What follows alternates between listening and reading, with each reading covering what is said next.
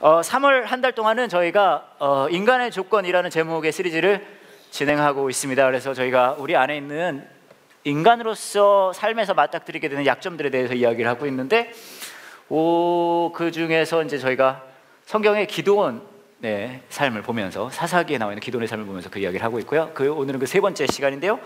먼저 같이 말씀을 보시면 오늘은 사사기 6장 33절부터 40절입니다. 들어오실 때 받으신 주보에 나와 있고요, 화면에 나와 있고요, 성경도 나와 있습니다.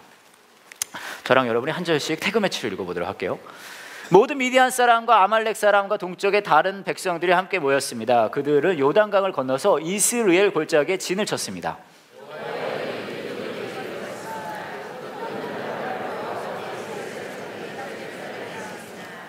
기드온은 므낫세 온 땅에 명령을 받고 심부름하는 사람을 보냈습니다. 므낫세 백성도 부름을 받고 기드온을 따라왔습니다. 기드온은 아셀과 스불론과 납달리 백성에게도 심부름하는 사람을 보냈습니다. 그래서 그들도 올라와 기드온과 그의 군대를 맞이했습니다.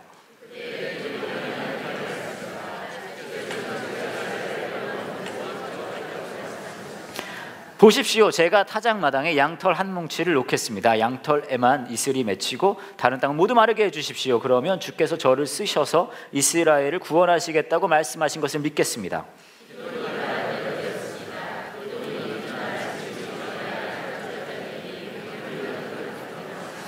기드온이 다시 하나님께 말했습니다. 저에게 화내지 말아 주십시오. 한 번만 더 말씀드리겠습니다. 한 번만 더 시험해 보게 해 주십시오. 이번에는 양털은 마르게 하시고 그 주변의 땅은 이슬로 젖게 해 주십시오.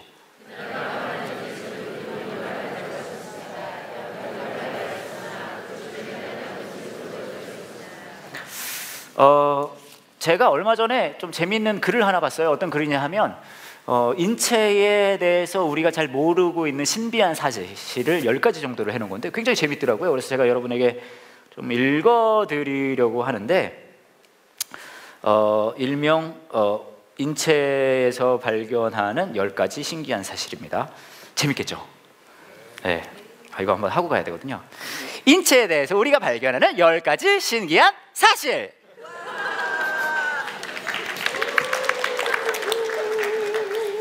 있을 때 잘하세요.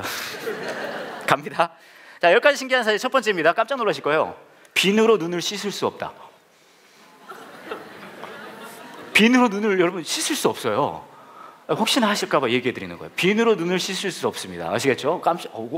비누로 눈을 씻을 수 없어요. 두 번째, 당신은 당신의 머리카락 수를 셀 수 없다. 대단하죠? 머리카락 수를 셀 수 없어요, 여러분. 제가 봤는데 원숭이들은 시도를 하는 것 같더라고요. 그런데 셀 수 없습니다. 세 번째, 혀를 내민 상태에서 코로 숨을 쉴 수 없다. 대단하죠? 네 번째, 당신은 방금 세 번째를 시도했다.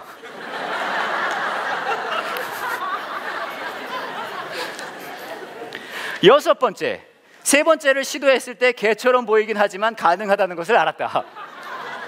너무 신기하지 않습니까? 일곱 번째, 당신은 속은 걸 알고 지금 웃고 있다. 여덟 번째, 당신은 다섯 번째를 건너뛰었다. 아홉 번째, 당신은 지금 다섯 번째가 있는지 확인했다. 열 번째, 당신은 지금 이것이 설교와 무슨 상관이 있을까 하고 생각하고 있다. 하나 여쭤볼게요. 재밌긴 한데, 나는 혀를 지금 살짝 내밀었다. 잠깐 손 들어보시겠어요? 야, 이거 봐요. 이게 믿음의 사람들입니까? 이게 목사가 하는 말을 못 믿어가지고 그걸 굳이 내밀어 봐야 돼요. 이건 거짓말이다. 이걸 해봐야. 아이 참.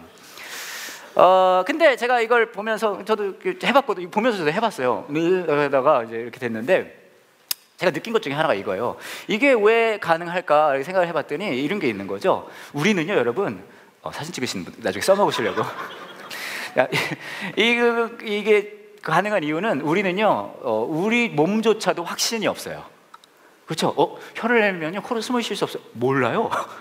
그러니까 해봐야 되는 거죠. 해봐야 되는 거. 근데 그것뿐만 아니라 우리 몸 안에 우리가 확신이 없는 부위들이 굉장히 많이 있잖아요. 물론 확신도 없고 자신도 없는 걸 제가 잘 알고 있지만, 근데 보면은 이 이야기는 우리 몸에 대한 확신이 없는 거지만, 잘 생각해 보시면 우리가 우리 삶을 살다 보면 우리가 만나게 되는, 우리가 한 달 동안 이야기하고 있는 내용 중에 우리의 약점, 그죠? 그거 중에 가장 큰 것 중에 하나는요, 확신 없음이에요. 불확신, 그렇죠? 노 확신. 확신이 없다는 거죠. 그러니까 몸뿐만 아니라 여러분 잘 생각해 보시면 여러분이 지난 시간 동안 했던 결정이나 혹은 과정을 봤을 때 너무 힘들고 어렵고 괴로웠어 라는 그 순간들은요, 잘 생각해 보면 그때에 내가 삶에 대한 확신이 없었던 순간이 굉장히 많으셨을 거예요. 아마 어쩌면 지금도 여러분의 삶 속에 내가 지금 걸어가고 있는 삶에 대해서 확신이 없기 때문에 힘들어하시는 분들도 굉장히 있을 것 같다는 생각이 듭니다. 우리가 맞닥뜨리게 되는 삶의 큰 약점 중에 하나죠. 제가 그래서 좀 생각해 봤거든요. 왜 우리는 우리 삶에 확신이 없을까? 제가 고민을 해봤어요. 근데 이것을 깨닫게 되는 경험을 제가 사실 최근에 했습니다. 어떤 경험이냐면요, 요한 목사님이 이제 저한테 메일을 한번 주셔서 얘기를 한번, 문자를 한번 보내주셨는데 어떤 내용이었냐면 3, 4개월 전 일이에요. 그 요한 목사님 형님이 계세요. 수원에서 이제 사역을 하고 계시는 요셉 목사님이신데, 그분이 요한 목사님한테 연락을 한 거예요. 그래서 무슨 내용의 얘기를 해주셨냐 하면, 요셉 목사님 친구가 있는데, 미국 분이세요. 근데 홍콩에 가실 일이 있다가 미국으로 가는 길에 한국에 들르신대요.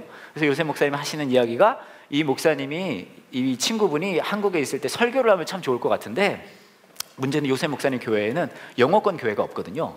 근데 우리는 있잖아요, 그렇죠? CIC라고 크리스천 인터내셔널 처치가 있어요. 그래서 너네 있다고 내가 들었는데 그러면 이분 데려다가 너 설교 좀 시킬래? 라고 이제 요한 목사님한테 얘기를 한 거예요. 그래서 요한 목사님 한 거죠. 그래서 이제 저한테 문자를 보내서 한 이야기가, 이분이 이제 토요일 날 들어오는데 한국에, 홍콩에서 밤 늦게 오시거든요. 한 11시쯤. 근데 문제는 요한 목사님이 굉장히 극아침형 인간이에요. 그래서 막 새벽 4시에 일어나요. 그리고 막 밤 8시면 막 해롱해롱거리고. 그래서 상상해 봤거든요. 새벽 4시에 일어나는 요한 목사님의 뒷모습을. 완전히 어르신 느낌 아닙니까? 머리 하얘가지고 새벽 4시에 막 일어나면. 여하튼 그런데 저는 완전히 진짜 심야형 인간이거든요. 저는 밤 10시부터 살아나기 전에 영원히 깨어나요. 그래서 막 새벽 3시 막 그때 자거든요. 그러니까 저가 자고 좀 있으면 요한 목사님이 일어나요. 그런 상황인 거죠. 내용은 이제 저보고 그럼 데리러 가라 네가, 그렇게 알겠다 그랬어요. 그래서 토요일 밤에 이제 들어오셔서 한국 대전 내려오시고, 그 다음에 이제 주무신 다음에 일요일 아침에 CIC 가서 설교를 하시기로 하셨는데, 그래서 제가 이제 생각을 한 건, 오시면 저한테 연락을 주신다는 거예요. 그래서 집에서 이제 놀고 있다가 연락이 근데 안 오는 거예요. 8시 공항 도착이면은 제가 도룡동에서 픽업을 하기로 했는데 한 10시 반, 11시잖아요. 12시가 돼도 연락이 없어요. 그래서 좀 걱정이 된 거죠. 이분 전화를 못 하는 상황인가? 그래서 걱정이 돼서 제가 어떻게 했냐면요, 도룡동 그 공항 버스 픽업하는 데 갔어요. 가서 제가 무슨 짓을 했냐면요, 버스 오는 공항 버스마다 제가 다 안에 들어가서 확인을 했어요. 이분이 들어있는지 안 들어있는지. 제가 그날 처음 알았어요. 대전에 오는 공항 버스가 몇 분 간격으로 있는지 아십니까? 15분 간격으로 있어요. 그러니까 제가 거기 대기하고 있다가 15분 있다가 버스 가면 들어가서 한번 확인해보고, 더 웃기는 건 기사 아저씨가 내리는 걸 기다리고 있다가요, 기사 아저씨가 내려서 이거 뭐죠? 버스 배에서 짐을 이렇게 빼잖아요. 그거 빼면 제가 이제 올라가서 확인하고 이거를 이제 한 거예요. 밤 11시 반 정도부터 그걸 한 거죠. 그걸 했는데 여러분, 새벽 2시 반까지 이분이 없는 거예요. 생각해보세요. 제가 얼마나 많은 버스를 확인했는지. 네, 저는 그날 처음 알았어요. 여러분, 인천공항에서 대전 오는 막차는요, 새벽 2시면 끝납니다. 그 2시부터는 버스가 안 와요. 그 막판에는 제가 너무 걱정이 돼서 이 버스 제가 못 볼 때 내리셔서 호텔 가셨나 해서 호텔 가서 확인해보고, 혹시 내가 못 봐서 복합터미널까지 갔을 수도 있으니까 거기 가서 확인해보고, 새벽 2시에 그걸 한 거예요. 왔다 갔다 하고 15분마다 버스 들어가서 확인해보고 그걸 막 한 거죠. 근데 이분이 없어요. 그래서 이거 너무 제가 스트레스가 막 쌓이는 거예요. 내가 왜 이러고 있지? 그런 생각에서, 이러면 나만 괴로운 거잖아요. 어떡할까 생각을 해보다가, 그래서 제가 새벽 2시 반에 요한 목사님한테 전화를 했죠. 왜냐면 저는 알고 있거든요. 새벽 2시 반이 이분이 REM 슬립을 하는 시간인 거를. 딱 전화를 했더니 저는 그런 얘기 들을 줄 알았어요. 아, 써니야, 역시 너는 착충종이구나. 착하고 충성된 종이구나. 이렇게 딱 얘기를 하니까 또 가서 그렇게 했고, 전 칭찬받을 줄 알았거든요. 근데 뭐라 하냐면은, 야, 왜 없으면 그냥 집에 가지, 왜 아직까지 그러고 있냐고. 아이씨, 진짜. 여하튼 그랬어요. 그러고는 이제 끊고 저는 이제 집에 갔는데, 그때까지 연락이 없는 거예요. 다음날 확인을 해보니까 어떻게 된 일이냐 하면, 저는 진짜 걱정 많이 했거든요. 이분이 막 부산 가고 막 그러면 안 되잖아요. 어디 막 납치되고 그럴 수 있으니까. 근데 어떻게 된 일이냐 하면은요, 그 다음 주에 오시는 거였다고. 그날이 아닌 갭이요.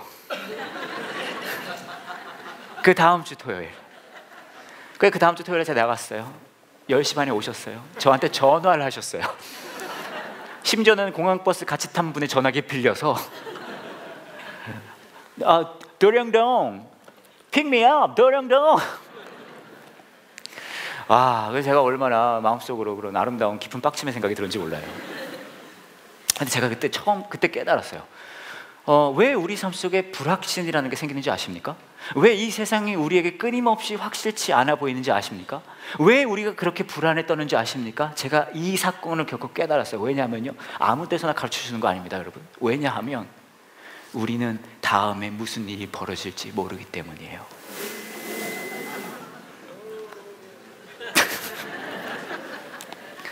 아니, 제가 다음 주에 오는 거 알았으면 그 짓을 했을까요, 안 했을까요? 안 했죠. 모르니까 그런 거죠. 생각해보세요. 여러분 삶에 굉장히 많은 순간에 우리는요, 확신이 없어요. 삶에 모든 게 다 불확실해 보입니다. 불안해요. 왜요? 다음에 무슨 일이 벌어질지 모르니까. 때로는 그게 건강의 불확신이 될 수도 있고, 관계의 불확신이 될 수도 있고, 재정의 불확신이 될 수도 있고, 수만 가지 이유가 있습니다. 하지만 우리는 다음에 무슨 일이 이루어질지 모른다는 그 중압감에 사로잡혀서 확신 없는 삶 속에 괴로워한다는 거죠. 오늘 저와 여러분이 읽은 기도원의 이야기는 정말 재밌어요. 굉장히 유명한 기도원의 스토리 중에 하나입니다. 그죠? 오늘 말씀을 보시면 이렇게 시작을 해요. 시작할 때 모든 미디안 사람과 아말렉 사람과 동쪽의 다른 백성들이 함께 모였습니다. 그들은 요단강을 건너서 이스라엘 골짜기에 진을 쳤습니다. 그 다음 잡으세요. 34절에 엄청난 표현이 나옵니다. 여호와의 영이 기도원에게 들어갔습니다. 그죠? 여호와의 영으로 풀차지됐다는 거예요. 그죠? 그 다음 기도원은 나팔을 불어 아비에셀 사람들 자기 따르게 하고, 므낫세 온 땅에 명령을 심부름 사람 보내서 므낫세 백성 오고, 아셀과 스불론과 납달리 백성에게 심부름 사람 보내서 다 왔어요 지금. 그죠? 지금 굉장히 큰 전쟁을 벌일 느낌이 막 옵니다. 사람들이 합류하고 분위기 굉장히 좋아요. 그때의 기도원이 하나님한테 이렇게 말합니다. 주께서는 제가 이스라엘을 구원하는 것을 도와주겠다고 말씀하셨습니다. 엄청난 믿음의 고백 아닙니까? 그러고 나서 우리 두원이 형이 무슨 짓을 하는지 아십니까? 이렇게 이야기를 하죠. 보십시오, 제가 타작마당에 양털 한 뭉치를 놓겠습니다. 너무 멋지지 않습니까? 그렇지 않아요? 마치 곧 나가서 멋있게 싸울 것 같이 말하다가 뭐 하는지 아세요? 바로 전쟁을 앞두고 양털 뭉치를 놓을 테니까 하나님한테 요거를 조금 이렇게 적셔달라고 이야기를 하는 거예요. 그죠? 이게 굉장히 유명한 이야기예요. 양털에만 이슬이 맺히고 다른 땅은 모두 마르게 해주십시오. 다 알고, 딱 봐도 이게 정말 격이 안 맞지 않아요? 하나님하고? 본인도 알고 있어요. 기도원도. 이걸 2번 부탁하거든요. 하나님, 한 번만 더 해주세요라고. 39절에 이렇게 얘기해요. 저에게 화내지 말아주십시오. 알고 있어요, 본인도. 이게 지금 말도 안 되는 짓을 하고 있다는 거를. 한 번만 더 말씀드리겠습니다. 한 번만 더 시험해보게 해주세요. 그런 이야기를 하고 있단 말이에요. 이게 뭐 하는 걸까요 지금? 기도원이 하나님 상대로 습기 테스트하고 있는 거죠. 그렇잖아요. 그래가지고 저는 이걸 보면은 참, 어떻게 하나님의 음성을 들었다는 사람이 겨우 한다는 게, 저 같으면은 이 산을 들어 저리로 옮겨오고 그런 거 할 것 같지 않습니까? 근데 양 한 털 뭉치를 놓고 이거 습기를 조절해, 이걸 보고 저는 하나님 이렇게 생각하셨을 것 같아요. 이런 습기를 다 봤나? 이런 습기를 다 봤나? 그러지 않을까요? 그럼 정말 격이 없어요. 말도 안 돼. 너무 초라해 보이지 않습니까? 근데 이걸 보면은 저는 이건 알 수 있을 것 같아요. 뭐냐면요, 기도원도요 확신이 없어요. 확신이 지금 우리 두원이 형도 지금 다음에 무슨 일이 벌어질지 모르는 거예요. 심지어 막 하나님이 음성을 주고 다 소용없어. 사람들 몰려들고 해도 확신이 없기 때문에 지금 뭐랄까 불안에 사로잡혀 있는 거예요. 다음에 무슨 일이 벌어질지 모르니까요. 근데 생각해보면 저와 여러분의 삶 속에도 이런 모습들이 굉장히 많이 있어요. 그렇잖아요? 확신 없음, 불안함, 불확실함, 이거 우리 사로잡혀 있단 말이에요. 그럼 당신 이거 어떻게 해야 될까요? 제가 여러분에게 이제 와플 이야기를 좀 해드리려고 그러는데, 혹시 와플이라는 단체를 들어보셨습니까? 네, 들어보셨을까요? 여러분이 받으시는 큐티집 터치라는 책이 있어요. 그 책을 만드는 단체가 이제 와플이라는 단체인데요. 이게 사실 빵 와플을 중의적으로 의미하는 것도 있지만 이름이 영어의 약자예요. Awakening Flow라고 해서, 굳이 제가 제 입으로 말하기는 좀 그렇지만 제가 그 이름을 줬어요. 네, 제가 아무도 이런 얘기 자기가 해야 된다 그러더라고요. 그래서 제가 줬어요, 그 이름, Awakening Flow. 근데 이게 어떻게 시작이 됐냐 하면 한 7년 전 일이었던 것 같은데 요한 목사님하고 저하고 이 산타모니카 캘리포니아의 비치에 있었어요. 그 해변가에 있으면서 해가 지는 걸 보면서 이 남자들이 할 수 있는 그런 분위기 있는 대화 있잖아요. 그런 대화를 하고 있었거든요. 오늘 저녁은 뭐 먹지? 막 그런 거요. 이런 얘기를 하다가 요한 목사님이 이제 그런 얘기를 하는 거예요. 뭐 우리 교회 많이 나오시는 분, 오래 다니신 분들은 아시겠지만 요한 목사님이 하신 얘기가 이제 한국의 교회가 교회 밖 사람들이 소통하기에는 너무 지루하고 재미없고 뭐라 그럴까 너무 종교적인 것 같아서 그것을 조금 더 예술적이고 창의적으로 돕는 일을 하고 싶다, 그런 얘기를 하셨어요. 그래서 그거에 근거해서 이제 만든 단체가 와플이라는 단체입니다. 그래가지고 처음 시작했을 때는 후원해 주시는 분들도 많이 계셨고 또 한 기업에서 후원금을 또 많이 내주셨어요. 그래가지고 이제 그걸 가지고 공연도 하고 세미나도 하고 막 여러 가지 것들을 많이 했단 말이에요. 그렇게 한 2년 정도를 했는데 그러고서 막 직원도 많이 뽑고 그랬어요. 그러다 무슨 일이 벌어졌냐 하면 그 기업이 후원을 이제 더 못하겠다고 이야기를 해주셨어요. 근데 문제는 우리의 모든 그것들이 거기에 달려 있었거든요. 거기에 더해서 저희가 그 후원을 받아서 빚을 갚으려고 했었어요. 그 빚이 얼마 정도 됐냐면 한 1억 한 2, 3천만 원 정도 됐었어요. 근데 문제는 이제 우리가 그 돈이 없는 거죠. 아무리 백방으로 다녀도 이것을 마련할 방법이 없던 거예요. 그래서 이제 요한 목사님하고 이제 얘기를 한 게 이제 그만해야 되겠다라고 생각을 했어요. 그만하자, 이거 돈이 없다, 이건 어쩔 수 없다. 그래서 이제 딱 결정을 내리고 있었는데 갑자기 요한 목사님이 오늘 이게 사단법인이기 때문에 좀 과정이 있거든요. 그거 시작할 때쯤에 저한테 그러는 거예요. 전화를 해서 야 써니야, 우리 하나만 좀 시험해보자, 그런 얘기를 하는 거예요. 문 닫기 전에. 뭐예요? 그랬더니 디자인 회사 사장님을 한 명을 아는데 그분한테 부탁을 하면 터치 만드는 걸 해주실 수 있을 것 같다는 이야기를 하는 거예요. 그래서 제가 그래요? 그래서 물어봤어요. 잘하는 분이에요? 그랬더니 한 번만 나왔대요. 네? 그래서 아니 너무 어려운 부탁 드리는 거 아니냐 그랬더니 앞으로도 자주 만날 사이는 아닐 것 같다고. 알겠다. 그래서 이제 요한 목사님하고 이분을 만나러 갔어요. 이 디자인 회사 그 사장님을, 대표님을 만나러 갔는데 요한 목사님 둘이 갔단 말이에요. 꼭 어려운 얘기를 할 때는 혼자서는 안 가요. 여하튼 가서 이제 딱 앉아서 이야기를 하는데 이분은 사실 우리가 이런 생각을 가지고 있는 건 전혀 모르는 상태에서 한 번 만난 목사님과 그와 따라온 목사 같지 않는 사람 하나를 같이 만나고 있는 거예요. 그런데 처음부터 돈 달라는 얘기를 해달라는 얘기를 할 수 없으니까 막 말도 안 되는 얘기부터 하는 거예요. 자녀는 몇 분이세요? 어이구 중학생이에요. 어이구 어려우시겠다. 막 이걸 1시간 한 거예요. 이걸 1시간을 하다가 막 서로 이제 막 계속 팔꿈치를 미는 거죠. 네가 얘기해, 네가 얘기해. 그러다 결국 말씀을 드렸어요. 저희가 와플이라는 걸 하는데 우리가 이런 꿈이 있고 이런 걸 하고 싶어요. 다 말씀을 드렸더니 이분이 굉장히 어려운 표정을 하시고 저에게 답을 주셨는데 그 답을 듣고 저희가 굉장히 실망했어요. 왜냐하면 이렇게 답해 주셨거든요. 기도해 보겠습니다. 이건 아니네. 우리 업계 쪽 사람은 다 알고 있거든요. 사실 교회에서의 답은 2개로 정해져 있어요. 하겠습니다, 아니면 기도해 보겠습니다. 기도해 보겠습니다. 끝났구나, 그만해야 되겠다. 그래서 우리도 말씀드렸어요. 알겠습니다, 저희도 기도해 보겠습니다. 그리고 나왔어요. 그리고 한 일주일 지났나? 그분한테 연락이 왔어요. 뭐라고 말씀해 주셨냐 하면 하시겠다고. 그래서 그때부터 지금까지 우리 터치의 디자인은 그 디자인 회사에서 무료로 해주고 계세요. 근데 이게 다 해결이 아니었거든요. 저희가 이 빚이 1억 한 2, 3천 있었는데 그것은 외국인 노동자인 저는 어떻게 할 수 없으니까 요한 목사님이 이름으로 대출을 받아가지고 막 집 담보 맡기고 막 그래가지고 그걸 이제 다 해결을 하고, 그리고 이제 직원들 다 내보내고 막 그때도 막 울고 불고 막 난리 났었어요. 막 그러고 어떤 분들은 또 우리 돈 드려야 되는 회사에서 거기서 돈 못 받아서 못 받으니까 담당자 오셔가지고 막 우시면서 돈 이거 주셔야 된다, 잘못했다, 막 그런 일들이 있었습니다. 그래서 어떻게 와플을 살려놨어요. 그래서 많은 일들을 하던 걸 다 줄이고 직원도 다 내보내고 딱 2개만 했어요. 그때부터 뭐냐 하면 여러분이 받으시는 터치라는 책을 만들었고요, 또 하나는 발가락 프로젝트라는 공연을 서울에서 진행을 했습니다. 근데 문제는 2개 다 돈이 되지 않아요. 여러분 터치 보셨죠? 터치의 이 아이디어는 뭐냐면 하나님으로부터 멀리 있는 분들이 조금이라도 자연스럽고 즐겁게 하나님의 말씀을 만나게 해드리기 위해 만든 책이거든요. 다시 말하면 팔릴 책이 아니란 얘기죠. 이거는 교회에 다니는 사람도 살 리 없고 안 다니는 사람도 살 리 없는 책이에요. 그걸 열심히 만들었고요. 또 발가락 프로젝트는 저희 공연을 한 다음에 그러니까 입장료를 받는 게 아니라 끝나면 모금을 했습니다. 그래서 그 모금한 금액을 저희가 갖는 게 아니라 다른 단체들을 도와줬어요. 그런 그 두 개를 했는데 어떤 일이 벌어졌냐 하면 터치를 계속 만들다 보니까 극동방송과 연계가 돼서 이 터치가요 교도소에 들어가기 시작했어요. 그리고 군부대에 들어가기 시작했고요.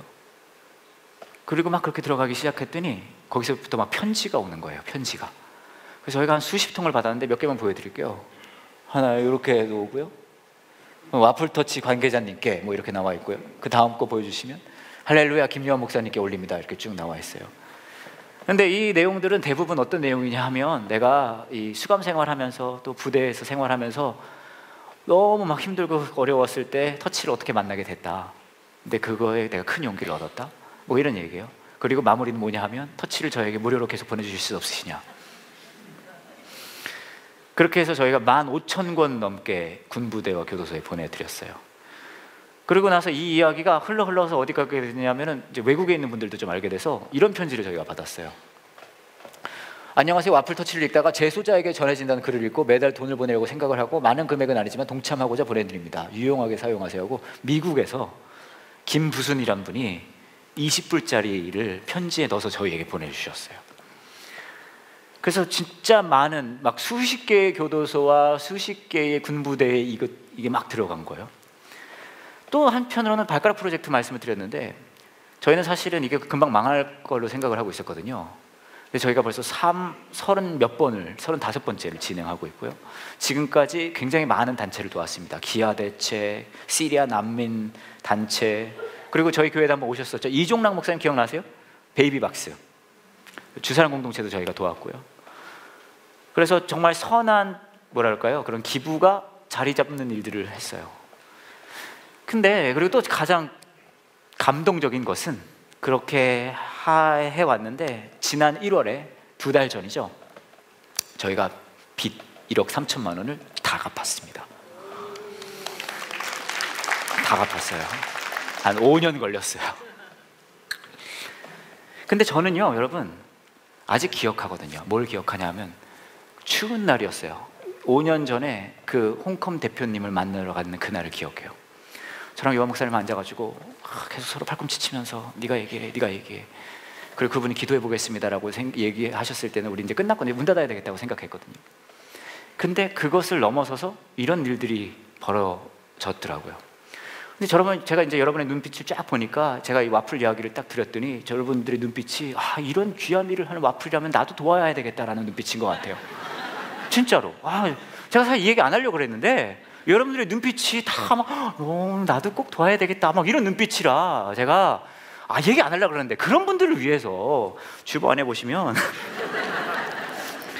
후원 신청서가 있습니다. 이렇게 생겼고요. 이렇게 생겼고요.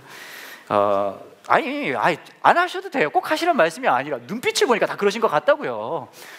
뭐 또 계속 힘들면 되니까 우리는 그냥 어렵고 힘들게 살면 되니까 신경 쓰지 마세요. 그냥 우리가 그냥 터치 하나 더 안 보내면 되죠, 뭐. 그죠? 예. 한 달에 10,000원 후원해 주시면 한 재수자에게 터치가 찾아갑니다. 그리고 뭐 그걸로 공연도 만들고 막 하니까요. 여하튼 그 얘기는 그 얘기고요. 이름하고 연락처에서 헌금 부동에 넣어주시면 저희가 팔로우업 해드리거든요. 자, 그 얘기는 그 얘기고. 제가 생각했어요. 무슨 생각을 했냐면요, 목사도 별거 없구나. 여러분, 목사님들이 다 막 엄청난 믿음을 가지고 막 환상을 보면서 그런 꿈도 꾸지 마세요. 저랑 요한 목사님은 그 순간에 전 기억해요.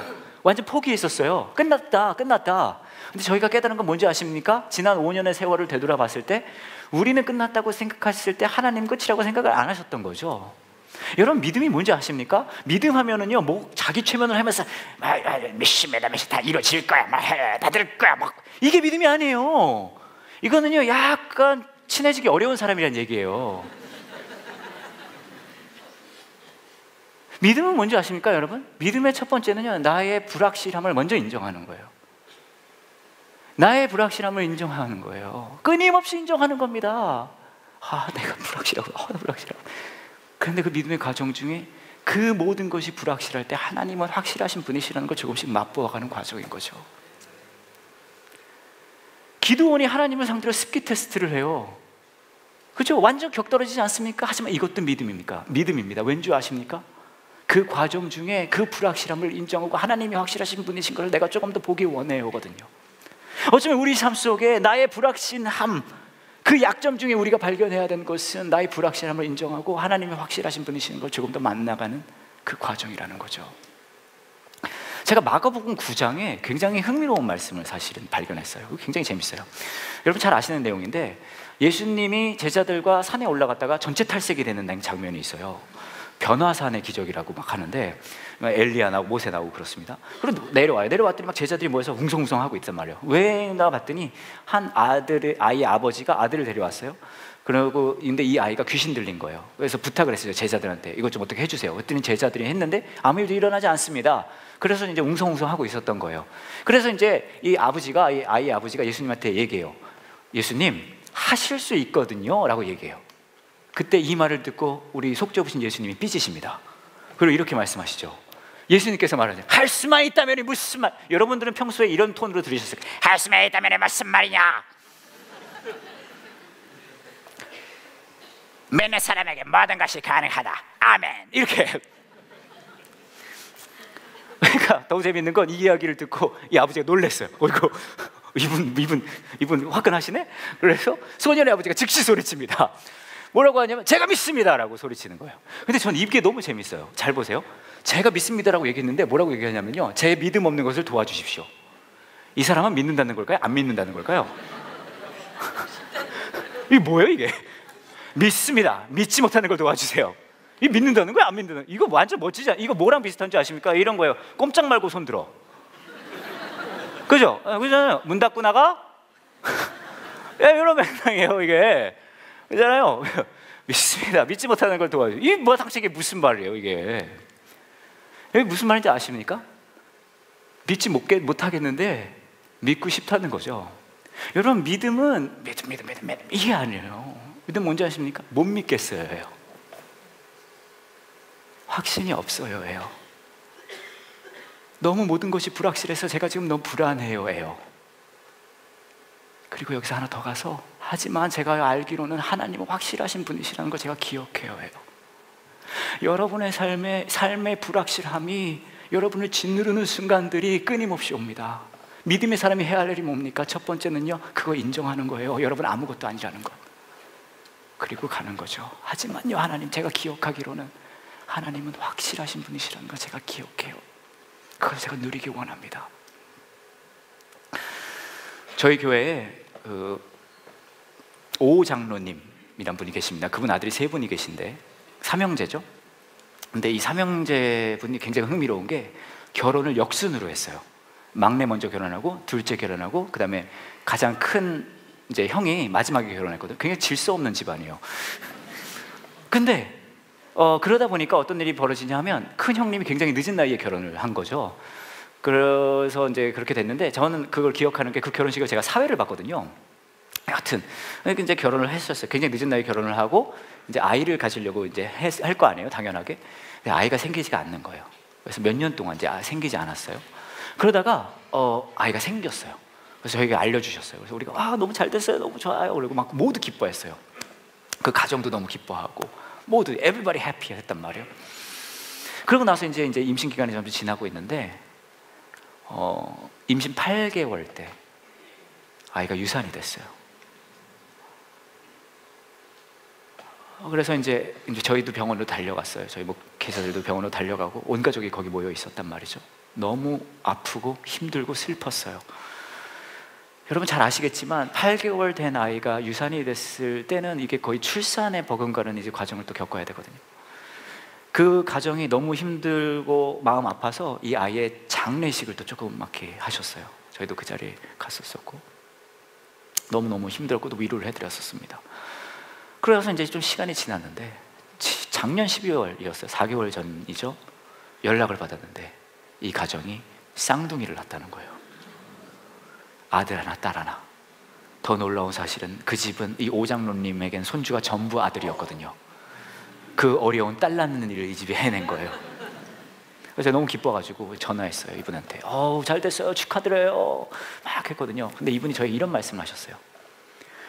하나님께 감사할 뿐입니다, 그렇게 말씀하시는 거예요. 근데 여러분, 솔직히 말해서, 들으실지 모르겠지만 솔직히 말해서 이게 감사할 일입니까? 객관적으로? 결혼도 늦게 했고요, 아이를 가지려고 했는데 또 그런 유산이 있었고요, 안 되고 이제 겨우 난 거예요. 이게 감사할 일입니까? 에? 솔직히 말하면 객관적으로 아니잖아요. 감사할 일이 아니죠. 그렇지 않아요? 다른 집은 그냥 슈풍슈풍 잘 났는데 감사할 일이 어디 있어요 여기? 근데 제가 생각해보니까 이거 하나 감사하는 것 같더라고요. 이분이 뭐냐 하면, 불확실한 삶을 사는 그분에게 하나님은 확실하신 분이시라는 것을 조금 경험하는 거예요. 어쩌면 저와 여러분의 삶 속에 우리가 신앙이라고 부르는 이 여정 중에 우리가 누릴 수 있는 건 그거 하나예요. 불확실함이 사라지는 게 아닙니다. 그 불확실함 속에 하나님이 확실하신 분인 걸 조금씩 맛보아 가는 거죠. 그걸 어떻게 믿을 수 있습니까? 그 모든 것이 변해도 저와 여러분을 향한 하나님의 사랑은 변하지 않는다는 것을 보여주시기 위해 그분이 이 땅에 인간의 몸으로 오셔서 고통당하는 것을 마다하지 않으셨어요. 십자가의 사랑은 저와 여러분에게 늘 보여줍니다. 세상 모든 것이 바뀌어도, 모든 것이 불확실해도 하나님의 사랑만은 변하지 않을 거라고요. 제가 한 자매한테 들은 이야기가 있는데요, 이 자매가 굉장히 삶에 어려운 상황을 겪고 있었던 때였대요. 너무 힘들고 어려워서 내가 누구를 의지하고 살아야 되나 막 그런 상황이었었다고 이야기를 하더라고요. 근데 이 자매가 하는 얘기가, 그렇게 내가 누구를 의지해야 되나 그런 상황이었는데 은행을 가서 그 질문에 대한 답을 들었다는 거예요. 어떻게 그랬어요? 라고 물어봤더니 은행에 가서 앉아 있었대요. 딱 앉아 있었는데 또 막 고민하고 힘들어하는 거죠. 너무 힘들다, 누구를 의지해야 돼 그랬는데 은행에 계시는 그 직원 한 분께서 이렇게 말씀을 해주셨다는 거예요. 주 하나님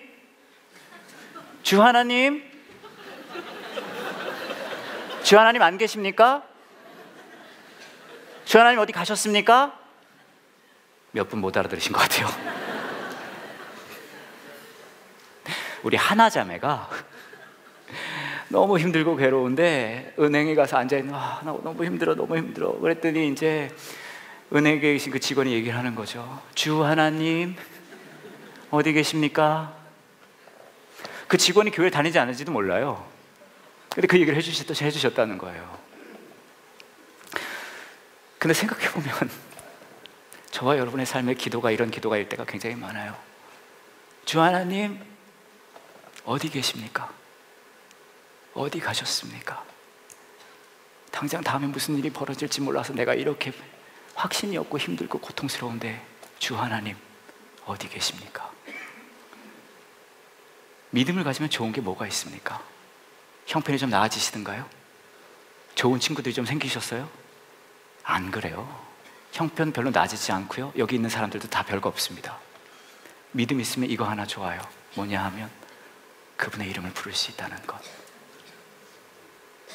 내가 가장 고통스럽고 힘든 그 순간에 주 하나님 어디 계십니까? 라고 부를 수 있다는 것. 그리고 더 나아가서 그분 역시 우리의 이름을 알고 계시다는 것. 그 사랑은 절대 변하지 않는다는 것. 여러분의 삶에 계속해서 불확실한 상황들이 올 겁니다. 여기서부터 출발하세요. 날 향한 하나님의 사랑은 변하지 않지. 그 사랑 붙들고 내가 또 나아가야지. 그렇게 반응할 수 있는 저와 여러분 되기 원합니다. 같이 기도할게요.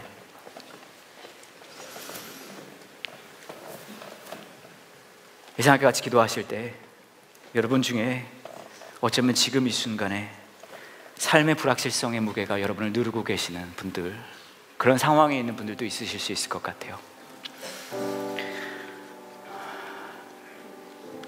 이 시간에 기도할 때 여러분의 그런 마음을 하나님 앞에 정직하게 내어놓았으면 좋겠습니다. 어쩌면 이런 기도 좋아요. 주 하나님 어디 계십니까? 어디 가셨어요? 내 삶의 이 다음 단계에 어떤 일이 벌어질지 모르는 이 순간에 저는 하나님이 보이지 않아요. 좋은 기도예요. 어쩌면 여러분 중에서는 그 삶의 불확실성 때문에 그것이 마음에 큰 상처나 아픔으로 남아 계신 분들도 있으실 수 있을 것 같아요. 그럼 기도하셔도 돼요. 하나님, 제가요 너무 마음이 아프고 너무 힘듭니다. 어쩌면 여러분의 삶 중에 재정적인 불확실성, 혹은 관계적인 불확실성, 미래에 대한 불확실성, 어떤 게 될 수도 있어요. 그것이 여러분의 마음을 많이 누르고 있는 분들도 계실 수 있을 것 같아요. 그것도 내어놓으면 좋을 것 같습니다. 하나님, 제가요 숨을 쉬기도 어려운 그런 상황에 있습니다. 하나님, 마음이 너무 답답합니다. 그렇게 여러분의 마음을 하나님 앞에 내려놓으실 때 여러분의 마음에 지금도 말씀하고 계시는 그 하나님의 음성이 들리셨으면 좋겠습니다. 사랑하는 아들아, 사랑하는 딸아, 너 많이 힘들지? 아프지? 고통스럽지? 내가 너를 잘 알고 있다라고 말씀하실 것 같아요. 그리고 그 불확실성 속에서 그 확신이 없는 삶의 모습 중에 변하지 않는 그 하나님의 사랑을 보라고 하실 것 같아요. 이 시간에 그 십자가의 사랑과 은혜가 우리의 마음을 적시고 위로하고 이 불확실한 세상 속에 하나님만의 그 확신을 조금 더 누리는 그 발걸음을 내디딜 수 있는 그런 기도 있었으면 좋겠습니다. 이 시간 같이 기도할게요.